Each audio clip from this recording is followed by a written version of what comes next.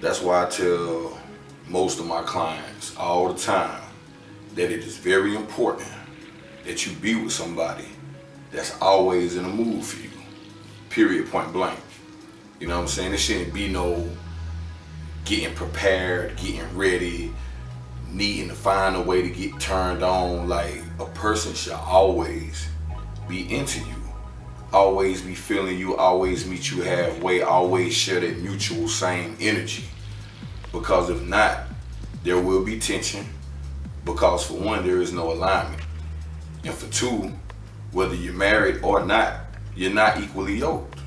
And people be trying to make situationships work where they don't even relate like that. So how can it be a relationship?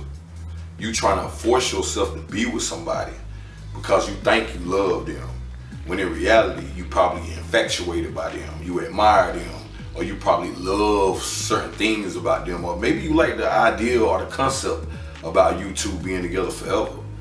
But the stuff that you require, the stuff that you desire, are not present.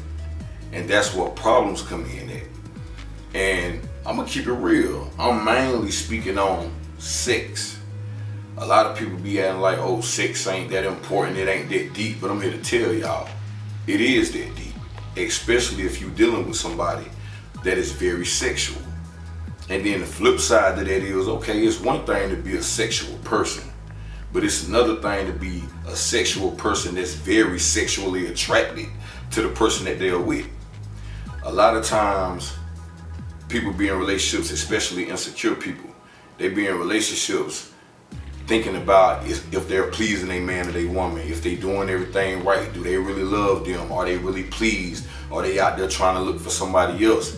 And 9 times out of 10, when people feel like that, they either insecure, they either done been hurt a whole lot of times, they weak in some areas, or they know that they ain't really pleasing whoever they with. And the reason that they know, because the person that they with are letting them know what they are doing wrong, or what they would like for them to do to fulfill their desires a little bit more. And then instead of people tapping into that energy and being like, okay, baby, well, I'll work on that. Okay, word, that's how you feel, love? Well, I got you.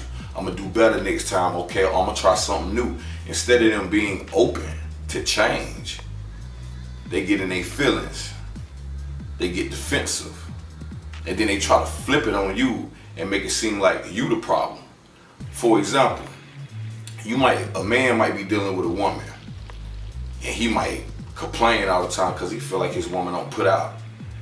In her mind, she feel like, well, I cook, I clean, I submit, I ain't cheating. You know what I'm saying? She doing all these things that most people, or most men for that matter, would prefer for a woman to do. You know, have a good woman. But then when it come down to that man being pleased in the bedroom, you don't really want to participate. You want to make up excuses. When he laying beside you or laying up under you, you don't toot that butt back. You move over a little bit more because you don't really want to be touched. He come home from work, you sleep in the bed, he get in the bed with you and try to get something. You like, I'm tired. Like, who wants to deal with that? And then you got, sometimes you might be in the kitchen cooking, or not even cooking. Let's say you're not doing that. You might be just sitting in the kitchen looking at your phone or something. Your man walk by, smack that ass or grab it. And you like, what you doing? Like, chill, don't be doing that. What? You sound like a stranger. Don't no man that's in love with you, that love you a lot, want to make you his wife or only dating you, want to go through that. And then when a man fall back from being spontaneous or trying to come on to you or doing little fun sexual gestures, when they fall back from doing that, y'all automatically assume that the man is cheating. And you know, it ain't just for men, it's just the fact that I'm a man. So I can speak from a man's perspective, but it can go both ways. Y'all don't want to be touched, y'all don't want to be came on to a certain kind of way. Then when your lover fall back, y'all start assuming that they doing something else with somebody else. Y'all start assuming that they losing interest in y'all when really they meeting y'all halfway, because the energy that they want y'all to meet, y'all not doing it. And y'all making up every excuse to not be open and willing for your man.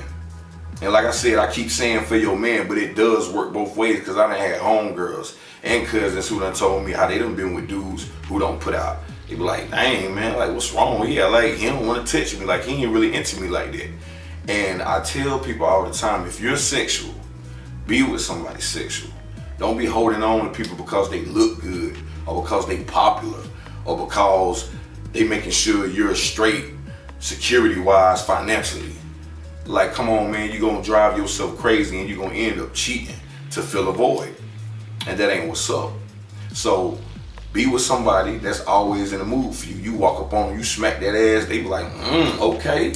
You know what I'm saying? Y'all know how females be. That's really into their man and what they got going on. It's a oneness, it's a connection. You don't want to send your girl no text while you at work, like, hey, be prepared when I get home, when I get off, I'm diving in that thing. And then you get a text back, really? Do we have to do it when you come home? And you like, what do you mean? Ladies, let me help y'all understand something. If y'all are in a relationship with a man, and that man is going out his way to be a real man, he providing, he respecting you, you know what I'm saying? He taking care of the kids if kids are involved. You know, he catering to your needs or desires. He's nice, he's sweet to you, like everything is all good. Man, if y'all with a man that's like that, and he's trying, and he's doing right by you, don't be giving and taking and waiting to when you, I know a lot of y'all women gonna be like, well, it's my body. Shoot, it's my body. I have sex when I feel like having sex. Okay, cool. Then get with somebody that's cool with that. Because if you dealing with a man that's top tier, or dealing with a man that's well known, or dealing with somebody that's known for being very sexual, or dealing with somebody who a lot of women want to be with, you can't get with that man and basically hold him hostage from sex. You can't not put out and then expect for this man to just walk around scratching his head and looking pitiful because he can't get no sex. And then when he start hanging out with his homeboys more or going out more, you assuming that he's with some kind of female. Oh, where you with? Oh, so now you on some different shit. Oh, so you ain't coming home tonight. Oh, so you staying out real late tonight, huh? But you flipping on a man because he know that when he come home, he can't get jiggy with you. You got some women who don't even kiss. You got some women who don't even let you eat them. So just think about what a man that loves sex and love their woman and are strongly attracted to them have to go through when they can't get none. It shouldn't be like that. They're gonna feel less of a man, they're gonna feel like a chap, and they're gonna feel like you run the show. And that's a problem. So I tell people, man, if you's a freak, be with a freak. If you's a workaholic, be with a workaholic. Because there's some women that put more effort and energy into working than they do into having sex with their man.